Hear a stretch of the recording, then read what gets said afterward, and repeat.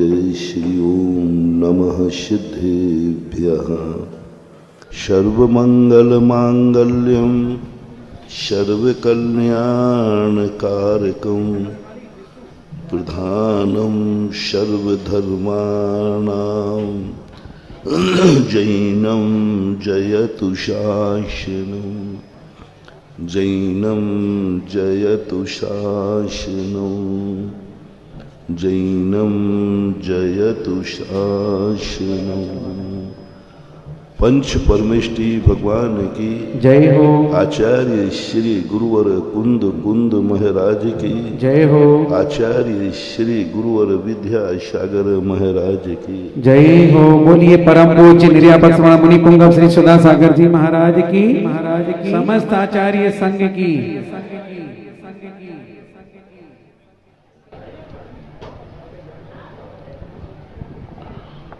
भगवान एक होता है, इसकी पूजा एक होती है, लेकिन पूजक एक हो ऐसा कोई नियम नहीं। पूज्य का भाव एक समान होता है, पूजाओं के भाव भी एक समान होते हैं,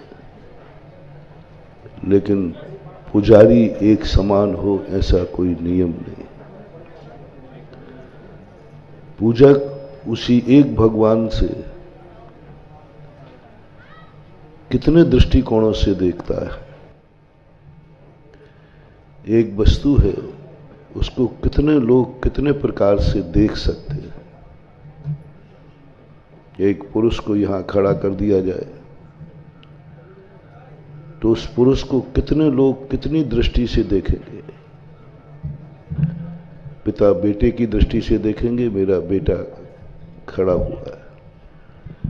बेटा देखेगा, मेरे पापा खड़े हुए हैं। बहन देखी, मेरी भैया खड़ा हुआ है।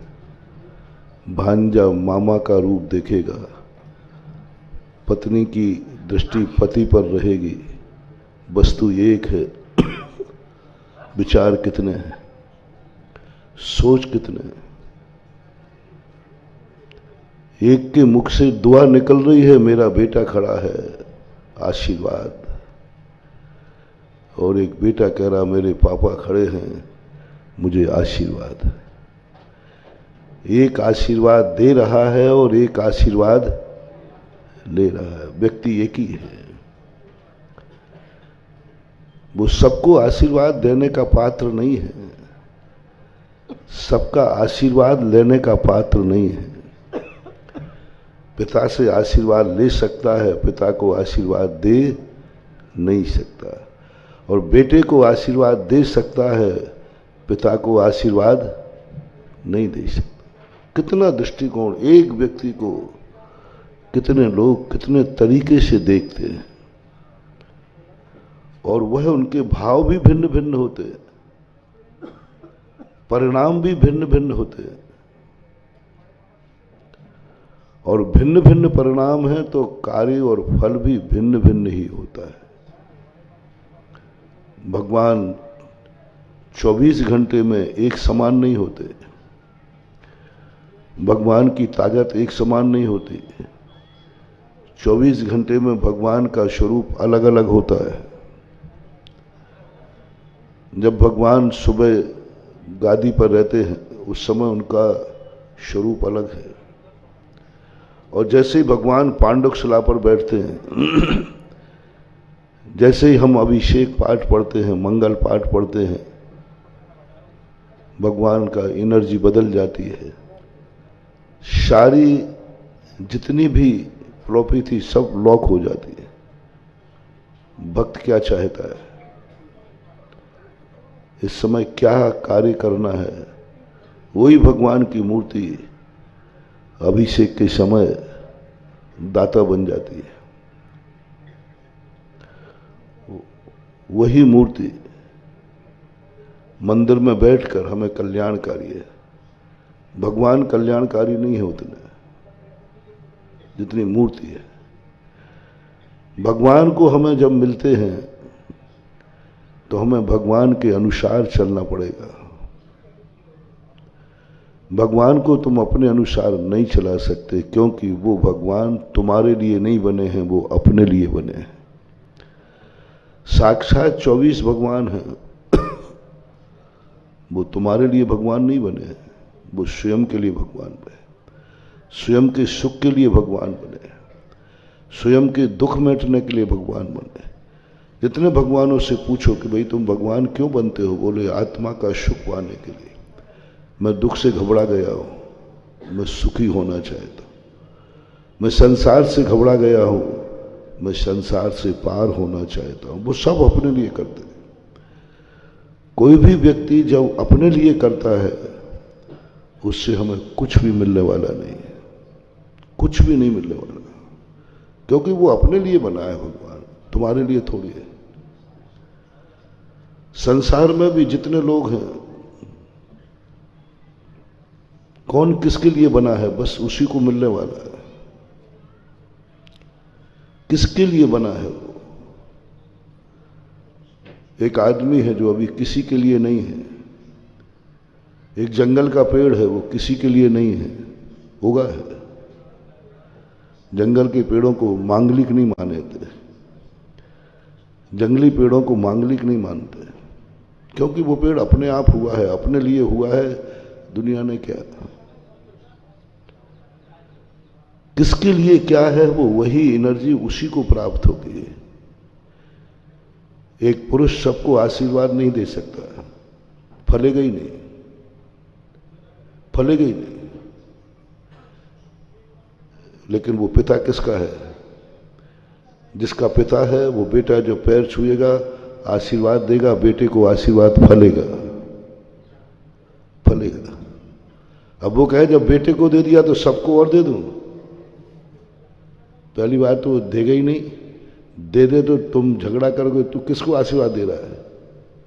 तू मुझे आशीर्वाद दे रहा है, तो इसके लायक है क्या? स्वीकार ही नहीं। वो किसका बाप है, किसका पिता है? कौन चाहता है कि ये मेरे पूजनीय हैं, पिता हैं, उसको आशीर्वाद फलेगा? सबके लिए नहीं फलेगा, क्योंकि कोई उसको पिता मानते ही नहीं। दूसरा तो अलग लोग मान रहे हैं, कोई तो उसको दोस्त मान रहा है, कोई कहता है नगर का नागरिक है। कुछ नहीं होता उससे, कुछ नहीं। एनर्जी संकल्प से आती है, वस्तु से नहीं। दो प्रकार की एनर्जी होती है, एक वस्तु की एनर्जी जो ओरिजिनल होती है, जो ओरिजिनल एनर्जी होती है वो स्वयं की होती है। यशोदा तीर्थ क्षेत्र की आज में एनर्जी नापने गया था, ओरिजिनल एनर्जी, ओरिजिनल एनर्जी जो यहां की है वो मात्र 40% है। 40,000 एनर्जी है यहां की, बस ओरिजिनल, जिससे हम गेहूं उपजा सकते हैं, फसल उपजा सकते हैं। ये तीर्थ क्षेत्र के लायक मिट्टी नहीं है। ये मंदिर बन सकता है सामान, घबराना नहीं। महाराज जी क्या कह रहे हैं? लेकिन जैसे ही हमने उसको 6-7 फुट नीचे की मिट्टी देखी तो ठीक उछल के ग्राफ 70,000 पर पहुंच गया। 50,000 से ऊपर एनर्जी होती है, वो माटी कहीं ना कहीं कुछ अच्छा कराएगी, कहीं ना कहीं कुछ अच्छा कराएगी। जहां शिलान्यास करना है, जहां नंद्यावर्त रखना है, जहां पर सम्मेद शिखर की माटी रखना है, जहां पर मंदिर की नींव शुरू होगी, वहां की एनर्जी 70,000 है, ओरिजिनल। ये तुम्हारी हमारी नहीं है, ये तुम्हारी हमारी नहीं है। इससे हमें तुम्हें लाभ नहीं होने वाला, इस माटी को लाभ है। इससे माटी खुद अपनी एनर्जी रखती है। जैसे अपने पास एनर्जी है ना, तो अपन एनर्जी रखते हैं तो बोल रहे हैं, चाल रहे हैं, उठ रहे हैं, बैठ रहे हैं। एनर्जी यदि ठंडी पड़ जाए तो ब्लड प्रेशर लो हो जाएगा। एनर्जी जो हमारे अंदर है, इसी कारण तो हम ब्लड प्रेशर कंट्रोल किए हुए हैं। ब्लड प्रेशर एनर्जी लो होती जाएगी, आप ठंडे पड़ते जाएंगे। तो पृथ्वी को भी एनर्जी चाहिए, वो उसकी ओरिजिनल एनर्जी कहलाती है। उससे तुम्हें और हमें कोई लाभ होने वाला नहीं। वो माटी अपने लिए कर रही है, वो माटी बनवाएगी, तीर्थ क्षेत्र बनवाएगी, क्योंकि उस माटी को पूज्य बनना उसकी किस्मत में लिखा हुआ है। बनाएगी। वो कहेगा मैं मात्र खेती किसानी के लिए नहीं हूं, मैं मात्र उजाड़ के लिए नहीं हूं, मेरी एनर्जी 70,000 है और 50,000 से ऊपर जहां एनर्जी पार हो जाती है उस भूमि पर कुछ ना कुछ अच्छा होगा, कुछ ना कुछ अच्छा होगा। कोई ना कोई वहां पवित्र चीज बनेगी, कोई ना कोई, कुछ ना बने, एक छोटा सा मंदिर बन जाएगा, जो पूजा स्थल पूज्य बना लेगी वो माटी। एक छोटा सा कोई चरण पादुका रख देगा, कुछ भी करेगा, वो स्थान पूज्य बनेगा, नियम से बनेगा। 50 से नीचे वाली एनर्जी होती है, वे अपने आप को पूज्य नहीं बना पाते। कितने प्रयास करें वहां पूज्यता नहीं आएगी। यशोदा की मिट्टी ने खुद कहा है, एनर्जी खुद कह रही है मिट्टी कि मैं वो लकीर लिखा के आई हूं कि मैं एक दिन तीर्थ की माटी के रूप में जानी जाऊं। मैं, तुम नहीं, हम नहीं, वो मैं खुद। माटी अपना खुद स्टेटस बनाएगी, उसका खुद स्टेटस है, वो खुद बनाएगी, स्टैंड करेगी। व्यक्ति सब कुछ बाहर से नहीं आता। जब तक स्वयं की कुछ एनर्जी नहीं हो तो बाहर से कुछ मिलने वाली नहीं है। स्वयं की पूंजी होना चाहिए। जो स्वयं के पास पूंजी नहीं है तो क्या करेगा? थोड़ी पूंजी से ही, लेकिन होना चाहिए। कितनी थोड़ी हो, पूंजी होना चाहिए। बिना स्वयं की पूंजी के बिना बाहर से पूंजी आने वाली। दुकान में पहले पूंजी लगाओगे कि पहले ग्राहक बुलाओगे? तुम तो कुछ तो लगाओ। ग्राहक की कमाई बाद में तुम्हें मिलेगी, बाहर से स्रोत तुम्हें मिलेगा, लेकिन स्वयं की पूजा, स्वयं के पास क्या है? और स्वयं के पास जब होती है, आज मैंने बहुत अच्छी तरह से चेक किया। मैं क्या क्या आया माटी, मैंने ये तीर्थ क्षेत्र नहीं बनाया है, तूने बनवाया है। बनना ही था वो तो उसकी लकीर में लिखा था। इस माटी के, इस क्षेत्र की माटी की लकीर में लिखा हुआ है। बस इतना है कि वो एनर्जी 5-6 फुट नीचे है, 5-6 फुट नीचे है। ऊपर की एनर्जी जो है, इसमें तीर्थ बनने की क्षमता नहीं है। इसमें खेती हो सकती है, पेड़ पौधे हो सकते हैं, बहुत बढ़िया गेहूं, बहुत अच्छी फसल हो सकती है, संसार की सामग्री इसमें मिल सकती है। लेकिन 6 फुट नीचे जैसे ही जाते हैं तैसे ही एनर्जी उसकी पावरफुल होकर 70,000 एनर्जी, और वो एनर्जी अभी तुम्हारी नहीं है, वो उसकी खुद की कमाई है, वो खुद की ओरिजिनल है, वो उसने स्वयं अर्जित की है। उसका लाभ अपन को नहीं मिलेगा। अब जो एनर्जी बनेगी वो उसकी नहीं होगी, वो हमारी होगी। अब जो नंद्यावर्त स्थापित होगा, अब जो सम्मेद शिखर की माटी स्थापित होगी, और आप देखना सम्मेद शिखर की माटी का कोई अंत नहीं है। वहां की माटी को एक बार मैंने चेक किया था, 10 लाख एनर्जी है उसकी, सम्मेद शिखर की माटी की, स्वयं की। और स्वयं की उसकी एनर्जी इतनी है, और टोंकों के पास की एनर्जी तो और ज्यादा बढ़ जाती है। ये तो सामान पहाड़ की एनर्जी। अब वो एनर्जी तुम जो सम्मेद शिखर में है वो तुम्हारी नहीं है, वो तो उसकी ओरिजिनल है। और वो उन भगवानों ने एनर्जी बनाई है जिन्होंने वहां से मोक्ष प्राप्त किया है। तुमने क्या बनाया? वो तो भगवान ने बनाया। अब जो नंद्यावर्त स्थापित होगा और सम्मेद शिखर की माटी को जैसे ये माटी टच करेगी, इतने स्रोत हैं इस माटी में, ये दिन दूनी रात चौगुनी अपनी ताकत बढ़ाएगी। थोड़ा सहारा चाहिए। बुझा हुआ दीपक जलेगा, जलती हुई दीपक की जैसे ही लो टच होगी, जैसे ही सम्मेद शिखर की माटी के कण उस भूमि को स्पर्शित करेंगे, तैसे ही इसका स्रोत, इसकी ताकत इतनी ज्यादा बढ़ेगी कि हम, कल ही तो है नंद्यावर्त, परसों 2 तारीख कब है? कल है। आज मैंने नाप ली पहले, अब मैं कल के बाद परसों नाप कर बताऊंगा कि कितनी ताकत इसकी बढ़ चुकी है। अब ये होगी तुम्हारी एनर्जी, ये होगी तुम्हारे कलश की एनर्जी। अब जितनी एनर्जी बढ़ेगी, जिसके हाथ से बढ़ेगी, उस एनर्जी का परसेंटेज उसके खाते जाएगा। अब तुमने एक कलश रखा, तो एक कलश में जितनी एनर्जी ये भूमि प्राप्त करेगी, ये भूमि कहेगी ये मेरी नहीं है, ये तो तुम्हारी है, ये तो ताकत तुम्हारी है, तुमने मुझे बढ़ाया है। तुमने 10 कलश स्थापित किए, कमीशन उतना ही, तुमने 10 कलश स्थापित किया। किसी ने बड़ा महाकुंभ किया, 25 रज का मूल कलश स्थापित किया, उससे उतनी एनर्जी बढ़ेगी, उतना कमीशन तुम्हारे खाते जाएगा।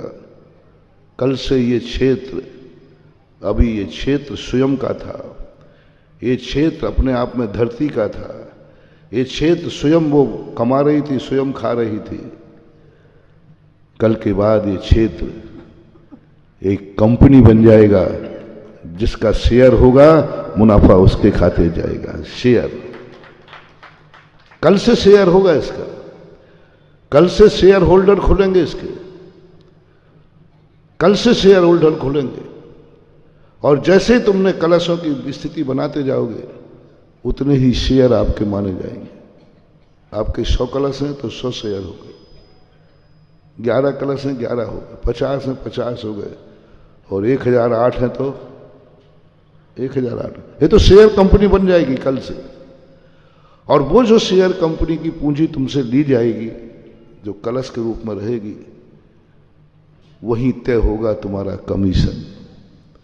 क्योंकि पृथ्वी कहती है अब जो एनर्जी तुम बढ़ाओगे वो तुम्हारी होगी, मेरी एनर्जी मेरे पास है, मैं कायम रखूंगी। इसी एनर्जी के बल पर मैं इस तीर क्षेत्र को हजारों साल तक सुरक्षित करूंगी। माटी ने ये दम लगा दी, मेरे पास 70,000 की एनर्जी है, मैं इस क्षेत्र को मिटने नहीं दूंगी, मैं इस क्षेत्र को बर्बाद नहीं होने दूंगी, इस क्षेत्र का मैं उजाड़ नहीं होने दूंगी। इतनी ताकत मेरे पास है, मैं किसी को कुछ दे नहीं सकती, लेकिन जो अपने पास है मैं उसकी सुरक्षा करूंगी। जो तीर तुम मेरे ऊपर बनाओगे मैं उसकी सुरक्षा करूंगी, उजड़ने नहीं दूंगी, नष्ट नहीं होने दूंगी। ये ताकत मेरे पास है। वो ताकत उसको अपने पास है, उसमें से एक अंश भी तुम्हें नहीं देगी। जितना तुम्हें देती जाएगी उसकी ताकत कम होती जाएगी, उतनी ताकत कम होती जाएगी, इसलिए वो नहीं देगी। नियम है प्रकृति का, तुम अपनी स्वयं की शक्ति किसी को नहीं दे सकते। जो तुम्हारी ओरिजिनल है, जो तुमने खुद अंदर से लेके आए हो, जो तुम लेके आए हो, वो एनर्जी किसी को नहीं दी जा सकती। हर वस्तु अपनी वस्तु एनर्जी लेके आया है। अपन जन्मते हैं, हम एनर्जी लेके आते हैं, वो हमारी नहीं होगी, वो हमारी खुद की होगी। उससे तुम्हें कोई लाभ होने वाला नहीं है, कोई लाभ होने वाला नहीं। अब जो माँ पिता बेटे को एनर्जी देंगे, उसको दूध पिलाएंगे, उसको ताकत आएगी, उससे प्यार करेंगे, उसको ताकत आएगी, उसको सुविधाएं देंगे, ताकत आएगी, उसको पढ़ाएंगे, ताकत आएगी। जैसा बच्चा जन्मता है कि बड़े पे वैसे ही रहता है? नहीं, वो सब तुम्हारी दी हुई है, उसमें से तुम्हारा शेयर होगा। ऐसे जो कल के बाद जो शेयर बढ़ेगी कंपनी धरती कहती है मुझे नहीं चाहिए, मेरे पास काफी है, मैं इस तीर्थ की रक्षा करने में पूर्ण समर्थ हूं, एक दिन नहीं हजारों साल तक मैं इस तीर्थ की रक्षा करूंगी और होगा सुरक्षित। ये सुरक्षित होगा। ऐसे तीर्थ क्षेत्र की स्थापना अब कभी नष्ट नहीं होगी, कम से कम जब तक ये पंचम काल है तब तक तो ये सुरक्षित रहेगा। ये माटी ने हमें घोषणा करके बता दी मेरी ताकत कितनी है, देख लो मैं कितने दिन जीवित रख सकती हूं आपके मंदिरों को। लेकिन तीर्थ क्षेत्र मंदिर सुरक्षित रखने के लिए नहीं बनाए जाते, लाभ के लिए बनाए जाते हैं। काय के लिए बनते हैं? लाभ के लिए। लाभ के लिए। मंदिर भगवान को सुरक्षित करने के लिए नहीं, वो तो सुरक्षित है, उनको तो क्या बनाना। जो भी मंदिर बनता है लाभ के लिए बनता है, मुझे लाभ मिलना चाहिए। कोई भी व्यापार खोलते हो तो व्यापार चलाने के खोलते हो या कमाने के लिए खोलते हो? बोलो। व्यापार चलाना उद्देश्य है कि व्यापार से कमाना उद्देश्य है? कमाना। व्यापार चलाना क्या, कोई लेना देना क्या है? जिसमें ना आय हो ना व्यय हो उसको तुम तुरंत बंद कर देते हो। कमाने के लिए व्यापार किया जाता है, कमाई होना चाहिए तो ठीक है। ऐसे ही मंदिर यदि हमने तीर्थ क्षेत्र बनाया और हमें कमाई नहीं मिली तो हमें क्या मतलब है मंदिर बनाने से? क्या मतलब है तीर्थ क्षेत्र बनाने से? लाभ किसको कमाना है? तुम्हें। खेत की एनर्जी होती है फसल को अच्छी करने का, लेकिन खेत कभी अपनी फसल नहीं खाता है, किसान की फसल किसान खाता है। धरती की, इस धरती के ऊपर लगा हुआ जो तुम्हारा शेयर होगा उसको नहीं खाएगी, अपने पास नहीं रखेगी। वो कहता मुझे नहीं चाहिए, आप कमाओ और आप खाओ, आपके लिए मिल रहा है, लेकिन आप उसकी एनर्जी बढ़ाओगे तब ना। एक बहुत बड़ा पेट बनने वाला है कल, ये कुछ नहीं करेगा लेकिन सब कुछ यहीं से होगा। एक बार क्या हुआ, बहुत अच्छा जोक है। हाथ पैर दांत कान सब ने एक बार संगठन बना लिया कि बोले पैर कहते हैं मैं कमा के लाता हूं, हाथ कहते हैं मैं कमा के लाता हूं, मुंह कहता है मैं चबाता हूं, दांत कहता है मैं चबाता हूं, आंखें कहती है मैं खोजता हूं, और ये पेटू सरकार बैठा बैठा खाता है। ये कुछ नहीं करता, सब हड़प लेता है, सब हड़प लेता, कुछ नहीं करता, कोई काम का ही नहीं है, सब अपन लोगों को करना पड़ता है। सारे विपक्षी जितने थे मिलकर एक हो गए। उन्होंने कहा, अपन पैरों ने कहा हम कमाने नहीं जाएंगे, हाथ ने कहा हम कुछ नहीं कमाएंगे, मुंह ने कहा हम चबाएंगे नहीं, सबने स्ट्राइक हो गए। विपक्षी जब मिल जाते हैं तो कितने ही पक्षवाला मजबूत क्यों ना हो, पक्षवाला हार जाता है। जैसे मोरारजी देसाई, मोरारजी देसाई की सरकार मालूम कैसे बनी थी? संगठन से। 65% विपक्ष होता है, 35% पर राज्य किया कांग्रेस ने इतने सालों, क्योंकि 65% संगठित नहीं था। ज्यादातर राज्य वही लोग करते हैं, फूट डाल दो तुम्हारे में और राज्य करो, फूट डालो और राज्य करो वाली बात आती है। 65% इकट्ठे हो गए, मोरारजी देसाई की सरकार बन गई, लेकिन 5 साल ही नहीं चला पाए। 2.5 साल में ही मध्यवर्ती चुनाव हो गए। ऐसे यहां हुआ, सब ने जाके हंगामा कर दिया। अब इस पेटू सरकार को याद आएगा, सब खा जाता है। बनाने वाले हाथ कहते मैं बना बना के थक जाती हूँ, 10 मिनट में ये डिब्बा खाली कर। पेट ने सोचा आज बात क्या है, आज कुछ आ ही नहीं रहा है। अरे पता चला कि ये तो सब स्ट्राइक पे चले गए। पेट ने कहा ठीक है आराम करता हूं। पेट खुश था, पेट शांति में था, पेट को रिलैक्स मिल गया था। अच्छा हुआ। शाम को हालत बुरी होने लगी, रात भर हो गई, सुबह हालत बुरी होने, पैर कहते हैं हम में तो ताकत ही नहीं रही, हाथ कहते हैं हाथ उठ ही नहीं रही, मुंह कहता है ये तो खुल ही नहीं रहा, चिपक रहा है, होंठ सारे के सारे पपड़ी जम गई, आंखों में भी क्या आ गया, कीचड़ आ, कुछ दिख ही नहीं रहा है, चक्कर आ रहे हैं। वो क्या मच्छर है, वो जब चक्कर आता तो आंखें कहती हैं हमें तो कुछ मच्छर मच्छर से दिख रहे, कानों से कोई आवाज सुनाई नहीं पड़ रही है। ये क्या हो गया, ये क्या हो गया? संत ने कहा मूर्खो,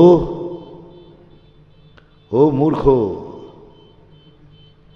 जिसको तुम पेटू सरकार कह रहे थे वो पेटू सरकार नहीं है, सारी ताकत खा करके तुम्हें दे रहा था। तुम समझ रहे थे कि पेट सब डकार रहा है, डकार नहीं रहा है, वो कच्चा माल लेकर के पक्का बना करके तुम्हारे में ताकत दे रहा है। जो तुम्हारे में ताकत है ये कहां से आ रही है? पावर हाउस है पेट, यहीं से तुम्हारे पास ताकत आ रही है, और तुमने आज उसको दिया नहीं, वो भी आराम से है। सब लोगों ने हड़ताल तोड़ी, लड़खड़ाते हुए कमाने गए, हाथ बनाने गए, मुंह चबाने गया, तब पेट में कुछ पहुंचा, तब सबको ताकत आई। महानुभाव, ये धर्म क्षेत्र, धर्म स्थान पेट के समान है। जैसे पेट में तुम सब खाते हो, लगता है ये भरता जा रहा है, भर नहीं रहा है, वो तुम्हें ताकत दे रहा है, वो तुम्हें एनर्जी बना रहा है, वो तुम्हें एनर्जी डेवलप कर रहा है, वो पावर हाउस है। वहां से बिजली बनती है, वो कुछ नहीं रखता, तुम्हारे सब हाथ पैरों में भेज देता है। ऐसा ही ये तीर्थ क्षेत्र जो होते हैं ये पेट के समान होते हैं, जिसमें तुम्हें दान डालना है, अर्घ डालना है, मन डालना है, वचन डालना है, काया डालना है, कृत से, कार्य से, अनुमोदना से, जो कुछ तुम्हारे पास है डालो। तुम्हें ये लगेगा महाराज जी कितना डालूं, कितना डालूं, पेट की भूख तो भर जाती है, लेकिन ये धर्म क्षेत्र, ये यशोदा क्षेत्र तो महाराज इतना बड़ा है, इतना बड़ा है कि हमारी 7 पीढ़ियां भी सब कमा कमा करके पूरी संपत्ति इसमें डाल दें तो यशोदा तीर्थ क्षेत्र का पेट भरने वाला नहीं है। कितना बड़ा है, कितने एकड़ का है? 47 एकड़ का पेट है। अब इसकी भूख कितनी बड़ी है, भूख कितनी है इसकी? अभी 24 ही बनी है तो भूख पूरी नहीं हो गई, ये तो दाढ़ों में समा गया, बड़ा मंदिर नहीं है। अभी यहां ऐसी ऐसी चीजें बनेगी जो अभी भारत में कहीं नहीं है, वो यशोदा में होगी। यशोदा बहुत बड़ी ऐसी ऐसी चीजें बनेंगी यहां पर कि लोग दर्शन करेंगे तो लोग दंग रह जाएंगे, इतनी भूख है इसकी, इतना तुम्हें खिलाना है इसको। तुम्हारी दृष्टि है कि मैं पेट को खिला रहा हूं, तुम्हें रहस्य बस इसी के लिए गुरु की जरूरत पड़ती है। ऐसे मूर्खों के लिए गुरु की जरूरत पड़ती है जो ये सोचते हैं कि हम पेट को खिला रहे हैं। क्यों खिलाएं?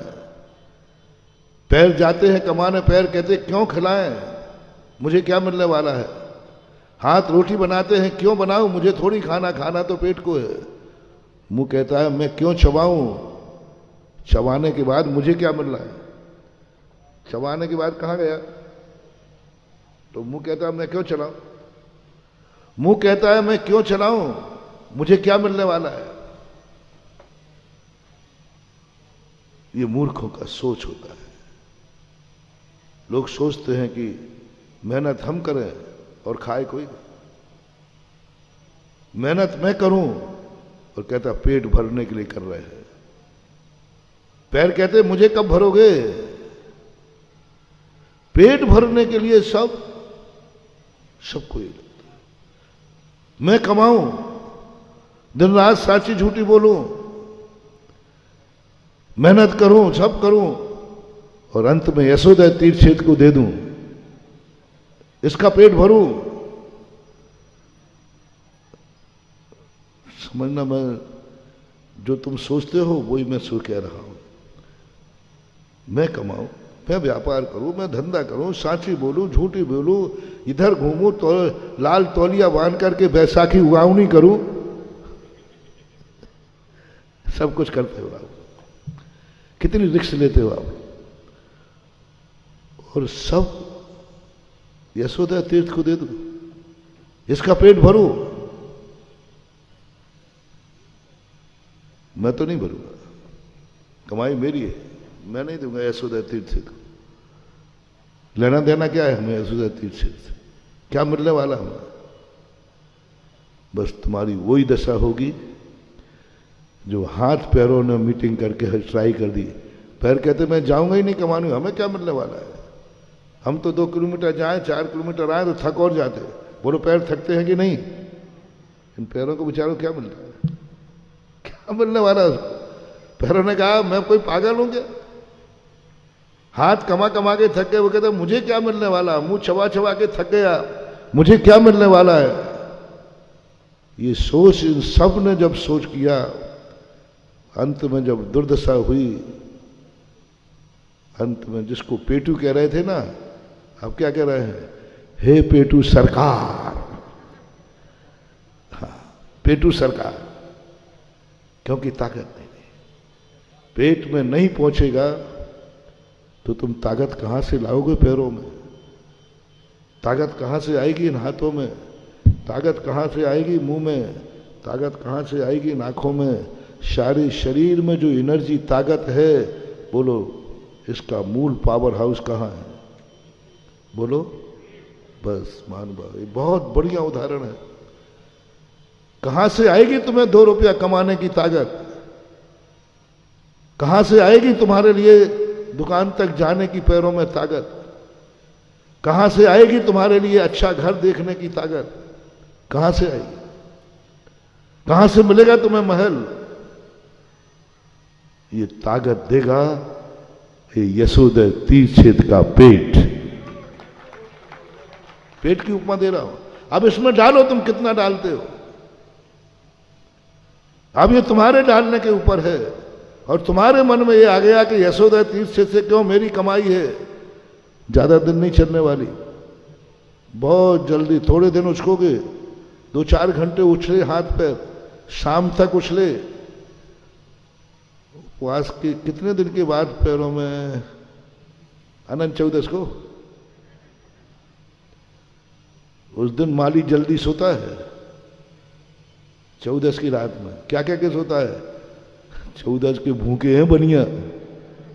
अरे सुबह दिन निकलने के पहले तो मंदिर में साओ। किस दिन सबसे पहला जल्दी पूजा यदि होती है किसी दिन तो भादों की पूर्णमासी को। बस साओ। कितने घंटे चलाओगे खाया हुआ? कब तक उछल-कूद करोगे? 12 घंटे के बाद शिथिलता आना शुरू हो जाएगी और 12 घंटे सुबह होते होते हालत ये हो जाएगी कि तुम्हें मंदिर जाने के लिए भी सोचना पड़ेगा, बिस्तर से उठने के लिए भी सोचना पड़ेगा, कुछ भी नहीं रहेगी, निश्चेत हो जाओगे। फिर तुम कहोगे कि अब क्या कीमत? ऐसा ही महान भाव अर्थ और काम पुरुषार्थ, तुम चाहे तो 3 पुरुषार्थ हैं तुम्हारे पास। अर्थ और काम में जो ताकत आती है, अर्थ और काम की जो एनर्जी आती है, वो किसी न किसी धर्म क्षेत्र की एनर्जी है, धर्म पुरुषार्थ की एनर्जी है। अब इसके अंदर इसको यदि तुम जितना अब तुम इसको जगाओगे, जितना तुम इसको खिलाओगे, उतनी ही ताकत हाथ पैरों में आएगी, उतनी ताकत आएगी। ये तुम्हारा खुद का शेयर होगा। ये तुमने खिलाया है वो तुम्हें मिलेगा, जो तुमने नहीं खिलाया वो तुम्हें नहीं मिलेगा। अब तुमने कितना हाथों से खिलाया है, वो वहां पे वेट कहेगा, मैं उसको जठराग्नि में तपा करके एनर्जी तुझे दे दूंगी, मुझे क्या लेना देना। ऐसे ही अभी यशोदा तीरछेद कहेगा, मेरी एनर्जी तो मेरे पास है, मैं दूंगी नहीं, लेकिन आपको यदि लेना है तो कल से शेयर कंपनी खुल रही है। यशोदा तीरछेद कोई साधारण नहीं। अब जो लोग यहां दान दे रहे हैं बस उन्हीं को एनर्जी लेना है। मैंने एक बार कहा था कि मैंने कहा भाई मैं मंदिर भगवान के लिए नहीं बनाना चाहता, भगवान के लिए मैं मंदिर नहीं बनवाता, कभी नहीं बनाऊंगा, बनवाऊंगा भी नहीं, बनाया भी नहीं और आगे भी नहीं बनाऊंगा। क्योंकि भगवान स्वयं अपना खुद का स्थान चुनते हैं, वे हमारे स्थान को पसंद नहीं करते। उनको आता ही नहीं, उनको तो कहते हमारे लिए तो सिद्धालय है, हमारा पसंद नहीं, हमारा मंदिर वो पसंद ही नहीं करते। मालूम इतने मंदिर में क्यों बनवाता हूं, इतने तीर्थ में क्यों बनवाता हूं, जरूरत क्या है महाराज जी। मैंने कहा जरूरत तो नहीं है, भगवान को भी जरूरत नहीं, लेकिन मैं करूं क्या। मेरे भगवान तो कोई ज्यादा नहीं है, मेरे भक्त बहुत ज्यादा है। मेरे भक्त इतने ज्यादा हैं, मुझे इन भक्तों की चिंता है कि मेरा भक्त मर करके कहीं फुटपाथ पे जन्म न लेवे, फुटपाथ पे जन्म न लेवे, कहीं मर करके कहीं ऐसा ना हो जाए कि मेरा भक्त मरे और कहां जन्म गया, फुटपाथ। फुटपाथ पर बच्चे जन्मते हैं कि नहीं, हजारों लाखों फुटपाथ पर उनके माँ बाप फुटपाथ पे हैं, तो बच्चे का जन्म भी फुटपाथ पे होगा। और जब से मैंने ये सोचा, मुझे पहले ऐसा विकल्प नहीं था, मैंने कहीं क्या फर्क पड़ता है, फुटपाथ पे जन्मे चाहे महल में जन्मे, क्या फर्क पड़ता है, जन्म के बाद संभाल लेंगे, जन्म के बाद बड़ा होने के बाद उसको संभाल लेंगे। तो पहले मैं इस पर विचार नहीं करता था, कहीं जन्म जाओ, जन्मने के बाद फिर संपर्क में आएगा संभाल लेंगे। लेकिन फुटपाथ पर जन्म लेने वालों का हाल जब देखा, जो फुटपाथ पर जन्म लेते हैं उनका जीवन सुरक्षित नहीं है। फुटपाथ पर रहने वाले, जन्म लेने वाले, सलमान खान की गाड़ी क्या हुआ था, बस उस दिन मैं कांप गया, उस दिन के बाद मैं कांप गया। मैंने कि अपनी जिंदगी सो रहे थे, किसी के मकान में नहीं थे, किसी में नहीं, सड़क के किनारे पड़े थे बेचारे, अपनी गरीबी, अपने कर्म का दुख भोग रहे थे, किसी से शिकवा नहीं था, किसी से कोई शिकायत नहीं थी। ठीक है, फुटपाथ पर रह रहे थे, लेकिन उनको भी महानुभाव, फुटपाथ पर रहने वालों को कोई भी कुचल सकता है, क्योंकि फुटपाथ तुम्हारी खुद की नहीं है। खुद के मकान में घुसे तो चोर है, वो फुटपाथ पे घुसे तो काय का चोर है, वो तो फुटपाथ है ही। चढ़ा दी गाड़ी उसने सलमान ने। महानुभाव सावधान, क्या आप चाहेंगे कि हमारा अगला जन्म फुटपाथ पे हो? जन्म तो हो गई, बस मेरी तो भावना है कि मेरे भक्त का जन्म जहां भी हो, अपने बाप के मकान में हो, अपने बाप के बंगले में हो, अपने बाप के महल में हो, अपने स्वयं के विमान में हो। ये 4-5 स्थान है। कम पुण्य करेगा तो कम से कम और कुछ मिले या नहीं मिले, लेकिन छोटा सा स्वयं का पिता का मकान हो, वहां उसका जन्म हो। और बड़ा है तो फ्लैट में हो, और बड़ा हो तो महल में हो, और यदि बड़ा पुण्यात्मा दानी है, बड़ा मंदिर बना रहा है, तो उसका जन्म विमान में हो। बस इतनी सी बात के लिए मैं आप लोगों के लिए मंदिर बनाने की, धर्मशाला की आदि की उपदेश देता हूं। कोई कारण नहीं बंधु मेरा एक ही बात है कि मेरा भक्त फुटपाथ पर नहीं जन्मे, ये सुधा सागर का स्टैंडर्ड मेंटेन होना चाहिए। अगले भाव में जब कभी मेरे लिए सर्वे करने का मौका मिले, ऊपर तो जाऊंगा ही, और कभी सर्वे करने का मौका मिले कि मेरे भक्त कहां कहां हैं, तो देवों में जब चर्चा हो तो एक बात की सुनने की तमन्ना है मेरी। लोग कहें वाह आपके जितने भक्त थे एक का भी फुटपाथ पे जन्म नहीं हुआ, सब भली कम किए ज्यादा किया, लेकिन पिता का मकान मिला। ऐसे ही नहीं मिल जाता महानुभाव। पिता के मकान में तुम जन्म रहे हो, ये कैसे नहीं मिल गया। कभी तुमने किसी को आवास दान दिया था। मैंने कहा था ना, जो बोओगे वो फलेगा। सरसों बोओगे सरसों फलेगा, गेहूं बोओगे गेहूं फलेगा, जो बोओगे। तुमने कभी किसी पक्षी को, कभी गौशाला को, कभी चिड़िया को आवास दान दिया होगा, उसको रहने का स्थान दिया होगा, उसको एक घोंसला बना दिया होगा, एक गौशाला गाय को रहने का शेड बना दिया होगा, बना दिया होगा। उसका परिणाम है कि तुम जब जन्मे तो तुम्हारे लिए अपने खुद के माँ बाप के मकान में तुम्हारा जन्म हुआ, फुटपाथ पर नहीं।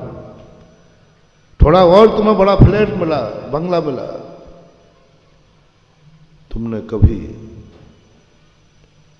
भगवान के लिए नहीं, गुरु के लिए नहीं, भगवान और गुरु भक्तों के लिए कभी धर्मशाला बनाई होगी या उसमें कमरा बनाया होगा। किसके लिए?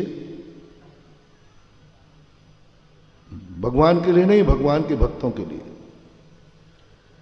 गुरु के लिए नहीं, गुरु के भक्तों के लिए। यहां मेरे भगवान के भक्त, यशोदा तीर्थ क्षेत्र पर भगवान के भक्त आएंगे, वो कहां रहेंगे? प्रभु मैं आपका मंदिर तो नहीं बना सकता, इतनी औकात मेरी नहीं है, इतना पुण्य मेरा नहीं है, लेकिन इतना जरूर है कि आपके भक्तों के लिए जरूर मैं कमरा बना करके मरूंगा। मंदिर बना के तो नहीं मर सकता, आपके भक्तों का कमरा बना के मरूंगा।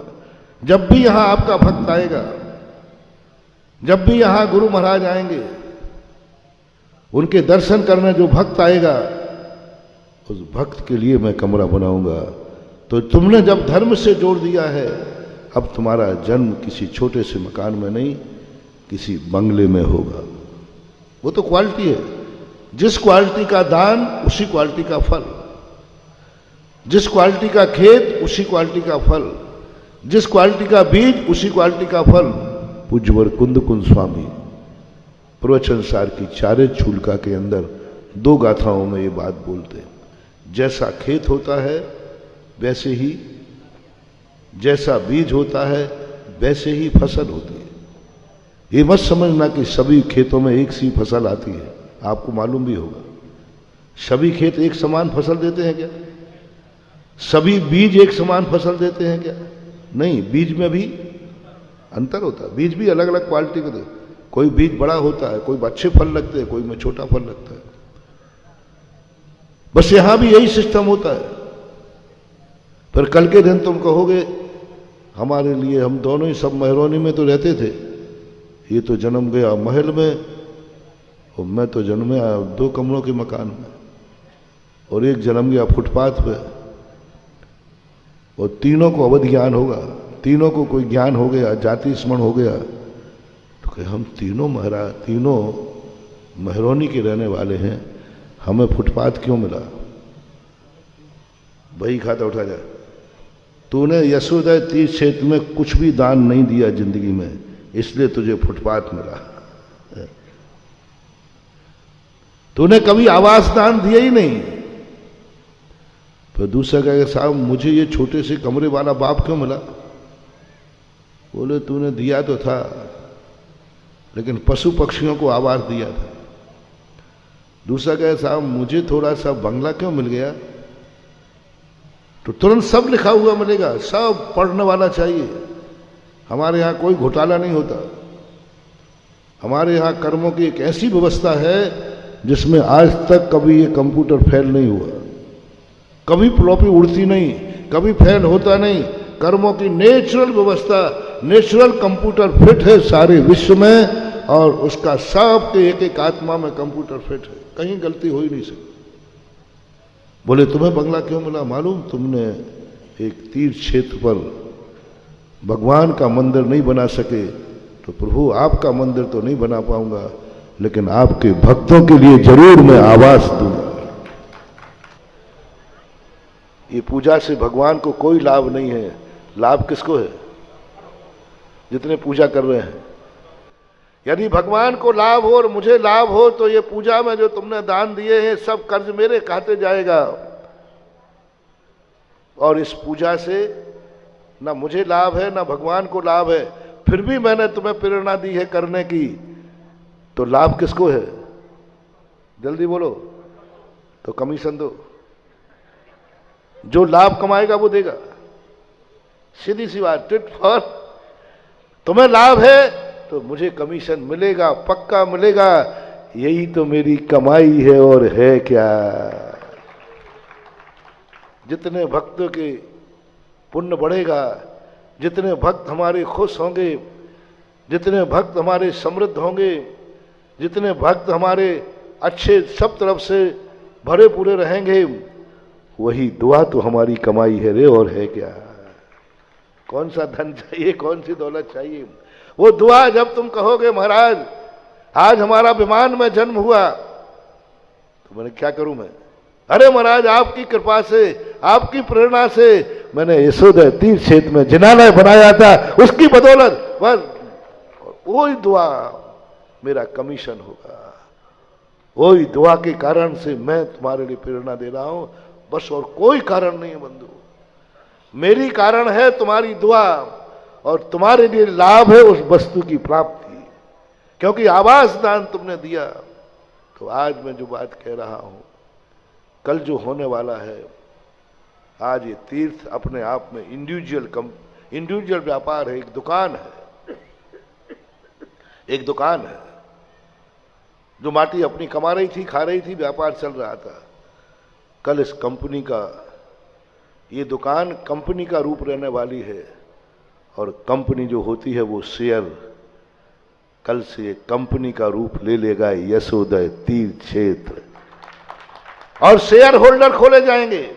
अब तुम्हारे शेयर से ये कंपनी जितना कमाएगी वो कमीशन किसको जाएगा? तुम्हारे कारण से। कल जो तुम कलश रखोगे सम्मेद शिखर से, मैंने पहले ही बता दिया, इसकी एनर्जी कितनी है?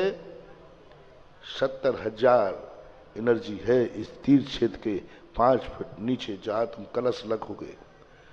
उसके बाद जो एनर्जी बढ़ेगी वो तुम्हारे कलश से बढ़ेगी, तुम्हारे कलश से बढ़ेगी। और वो कलश जितनी एनर्जी बढ़ाएगा बस उतना ही। बताते कि शेयर होल्डर वाले कंपनी में जो कमाई होती वो अपने आप बैंक में तुम्हारे लिए आएगी। अब तुमने कितने शेयर लेना है, और वो शेयर तुम्हारी कमाई होगी, वो इस पृथ्वी की नहीं है। कल के बाद जो इसकी जो एनर्जी बढ़ेगी 100 गुनी, बढ़ी नहीं, कितनी बनेगी तुम देखते रहना, मैं बताऊंगा 2 दिन बाद बताऊंगा इसकी एनर्जी। और वो सब इस तीर्थ की एनर्जी नहीं होगी, वो हमारे भक्तों की एनर्जी होगी जिन्होंने कल शेयर लिया है।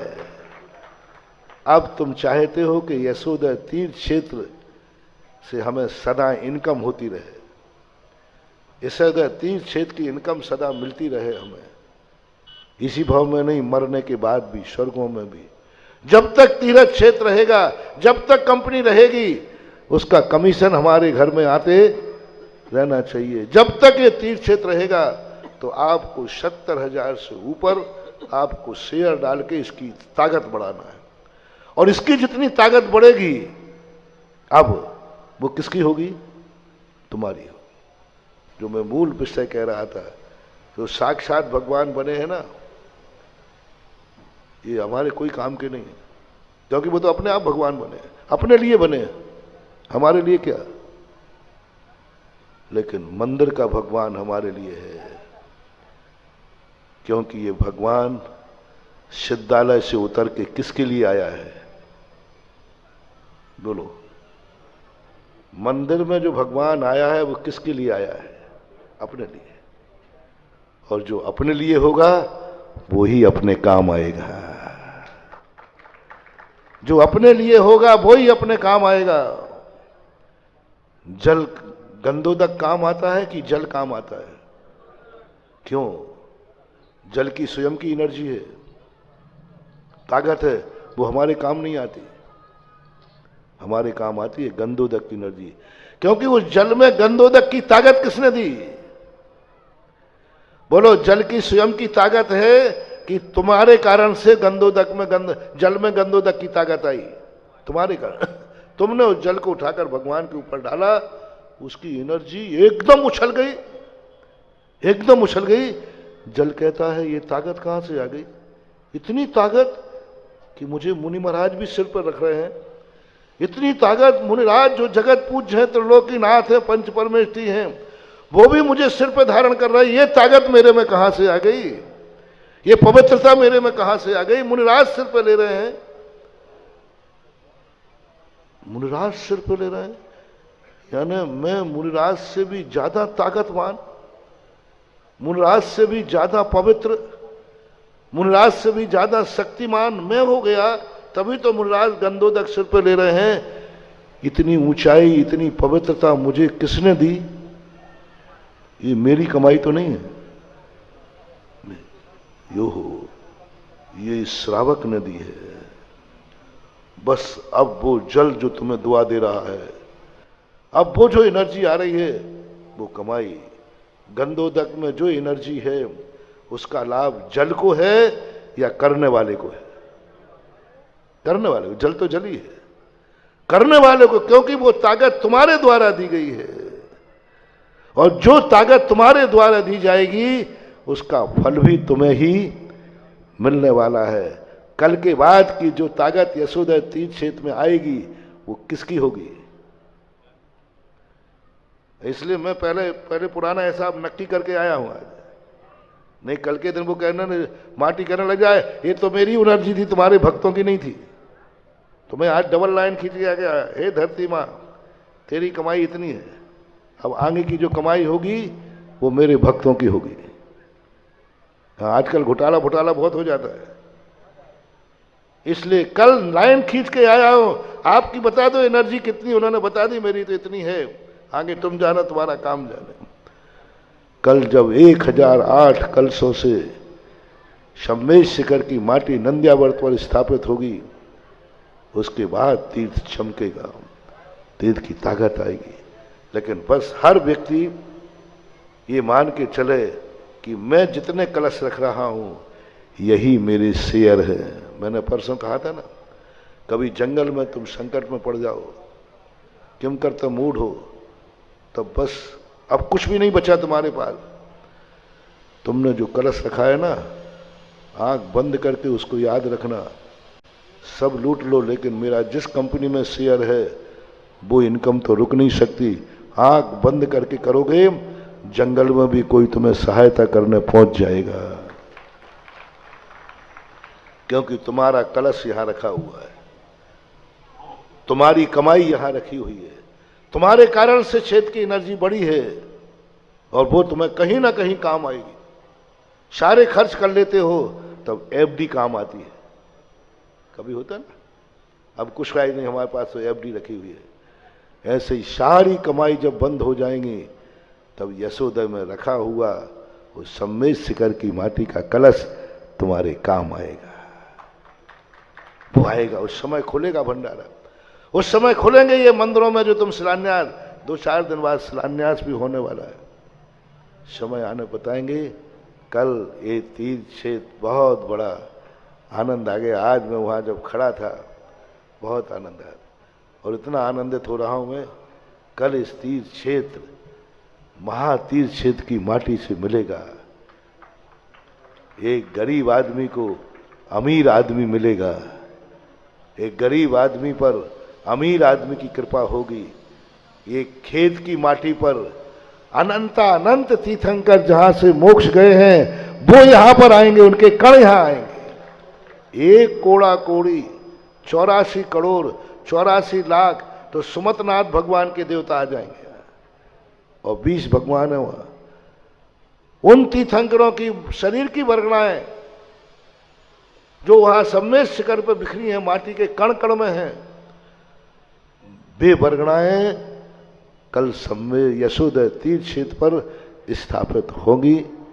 तो महानुभाव, मैंने कहा ना, मूल विषय अपना था, एक ही वस्तु है, वह नाना प्रकार की एनर्जी देती है एक समय में। जैसे एक व्यक्ति है, पिता को अलग एनर्जी दे रहा है, बेटा को अलग एनर्जी दे रहा है, भांजे को अलग एनर्जी, सब कितनी एनर्जी जा रही है एक समय में। जितनी दृष्टि से लोग देख रहे हैं उतनी ही एनर्जी भेज रहा है। व्यक्ति कितने हैं? एक। बेटे को एनर्जी भेज रहा है आशीर्वाद की, और पिता को एनर्जी दे रहा है आशीर्वाद लेने की। एक समय में जितने दृष्टिकोण होते हैं उतनी रेजें निकलती हैं अपने शरीर के अंदर से। ऐसा ही ये भगवान होते हैं, ऐसा ये मंदिर होते हैं, ऐसा ही नमोकार मंत्र होता है। एक समय में नमोकार मंत्र लाखों लोग पढ़ रहे हैं, लाखों प्रकार की एनर्जी निकल रही है, एक समान मत समझना। महाराज भी नमोकार मंत्र पढ़ रहे हैं, आप भी पढ़ रहे हैं, दोनों के नमोकार मंत्र की अलग अलग एनर्जी है, अलग अलग रेज है।